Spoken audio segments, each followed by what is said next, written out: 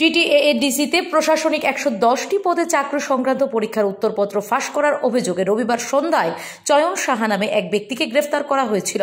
এবার এই উত্তরপত্র ফাঁস কাণ্ডে আরও এক অভিযুক্তকে গ্রেফতার করেছে পুলিশ। রবিবার গভীর রাতে বিশালগড় থানার পুলিশ কসবা এলাকা থেকে গ্রেফতার করেছে তাকে। অভিযুক্তের নাম অমিত দেববর্মা। সোমবার দুপুরে অভিযুক্ত অমিত দেববর্মাকে বিশালগড় থানার পুলিশ পশ্চিম থানার পুলিশের হাতে হস্তান্তর করে।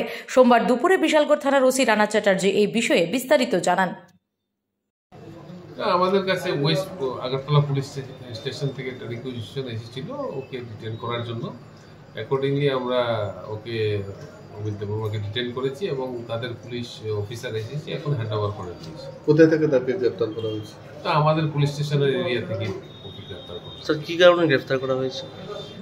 ওয়েস্ট পিএস এর একটা কেসে ওয়ান্টেড আছে, সেই কেসে একটা জাতীয় এক্সামিনেশন রিলেটেড কেস। হ্যাঁ, ওই examination related question paper related কেসে ওকে ডিটেন করা হয়েছে। বাকি সব কিছু তথ্য আমরা ওয়েস্ট পিএস থেকে।